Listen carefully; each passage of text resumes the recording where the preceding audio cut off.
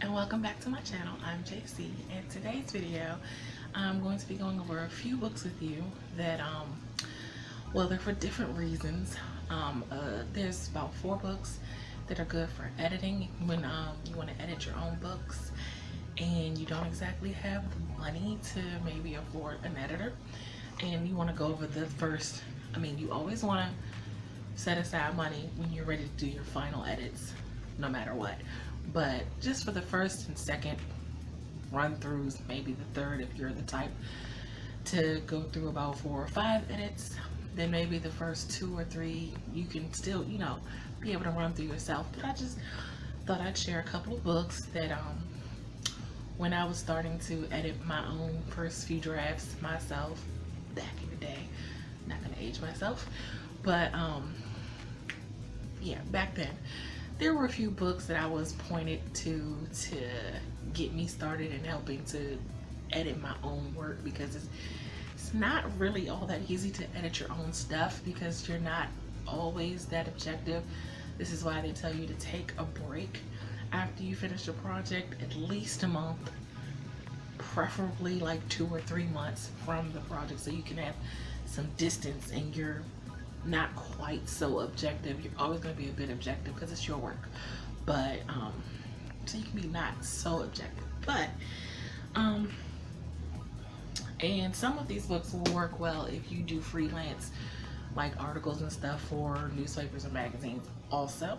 So one of the main books is, the first one is, it's called Line by Line: How to Edit Your Own Writing. The one book that shows you how to make what you say as good as what you mean, by Claire Kehrwald Cook. Not sure I'm pronouncing her last name right, but yeah, it's that one. And it kind of goes through the loose sentences, faulty connections. You have ill-matched partners or pairings in your novel, how to work with that, how to go over and make sure if you have anything, like checking your references and stuff in your work, if you're writing about something that involves you doing a bit of research, which, unless you're a fantasy writer, you probably have some amount of research in your novels that you need to do. Different just a few different things there. So that's that. This one, I will say most of these books are not the latest edition. I try to get the latest edition of things because they usually come out with a new edition of stuff every year or every other year, but I haven't been able to get the newest edition. But they still, it's the same basic point. You can always get the new editions if you want.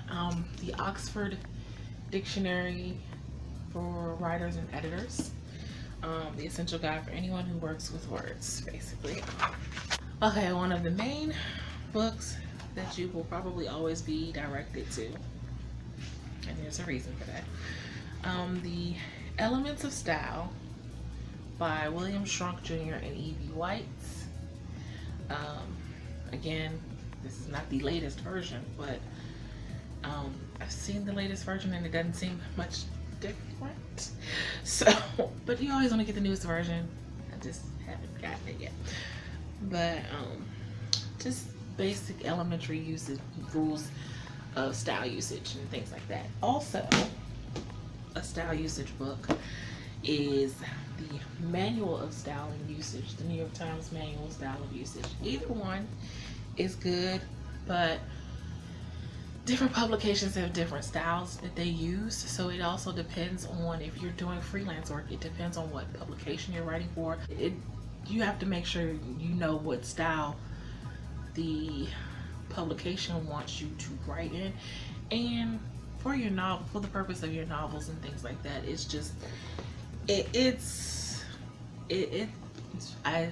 very helpful. I can't really stress enough how helpful it is to have a book on style usage when you're writing, especially when you're editing.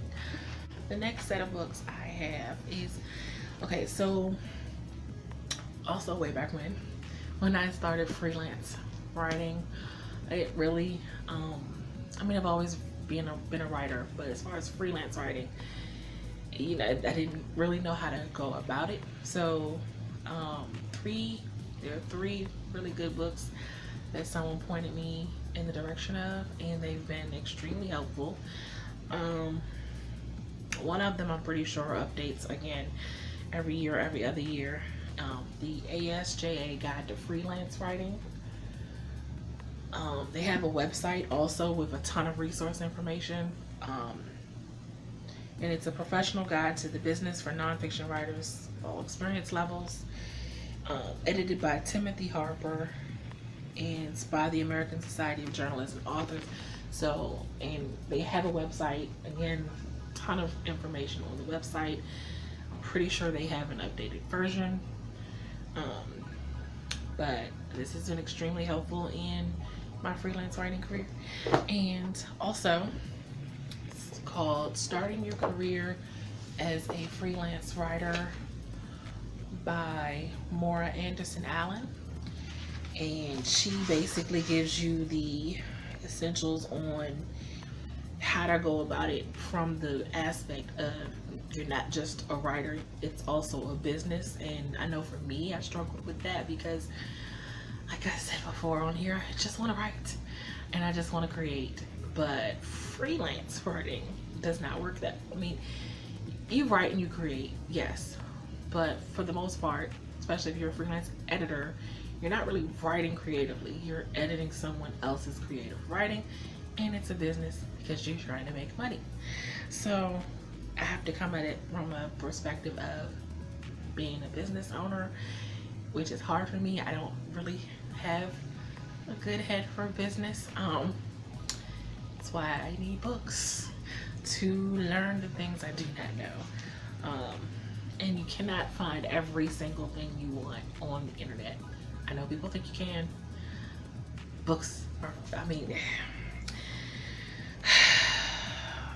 y'all know me. I like using books for research. I will use the internet as well, but I try to make the internet my last resort. If I can't find it somewhere else, then I will go to the internet. Or if I'm in a pinch and I don't have time to go grab a book and I need something quickly, then I'll look at the internet. But I always prefer to do research physically by looking in books or going to the library and archives and things that these really cool, neat things called the microfiche film, where you look up old newspaper clippings. I'm really aging myself here, but yeah, I'm a research person. I probably should have done research as part of my job also. Anyway, so this book, Starting Your Freelance Career, has things about how to structure your articles, and if you're not sure how to write for a publication or a newspaper, how to also go about structuring the business itself up as a freelance writer, how to find the right markets to submit to or to query to. It also has a section for querying and submissions and how to track your queries and submissions, and it also has a section where it tells you your rights and your contract information as it pertains to you being a freelance writer. So, and also in case that you want to go into syndicating your columns or things like syndicating your writing and things like that, it has as it pertains to how to go about doing that. So again, this book is very helpful for starting your freelance career. And my last one, it's called the WellFed Writer by Peter Bowerman. Financial Self-Sufficiency as a Freelance Writer in 6 months or less. This one is really really helpful for structuring the business as well, probably more so than the other one. The other one has a good mix of both, but this one is more into the structuring of the business. It has about the writing, of course, but this is more so into our checklist. Are you ready to be self-employed? Do you have all the checklist of things that need to make sure you do before you quit that job or leave that job. Of course, if you're let go from your job and don't have a choice, I believe there's a section in here for that too. It's about doing things like speaking engagements, which can also be folded into doing a freelance career. It has sample contracts for you to use when you're working with clients, sample brochures that you can make for clients to peruse your work and peruse the services that you offer. It has software and things that you should use, well, suggestions of course, that you should use when trying to put everything together for invoice, for contracts, for keeping track of your client work, things like that. So yeah, this is really great, and that's all the books I have for that today. If you're trying to get your freelance career off the ground, freelance editing or writing or whatever, there's a lot of resources. Yes, there's a lot of resources online as well, but I just really feel that the books probably provide more in-depth information. Someone took the time to write a whole book about how to help other writers. So that's all the books that I have for editing and freelance writing. Resources, there are more books. Those are just a few of the ones that really helped me, and I hope that it's been of some help to you. And there's also more resources if you want to reach out. I can probably give you a few more books that weren't mentioned here today in this video. Those are just my particular favorites to use or to keep on hand, and if I need to go back and read something or go through something. So, but that's it for this video today, and if you like what you see, make sure you hit the like and subscribe button so you can see more of my videos. I try to upload on Tuesdays and Fridays, so yeah, be on the lookout for those. And until next time, have a blessed day. Bye.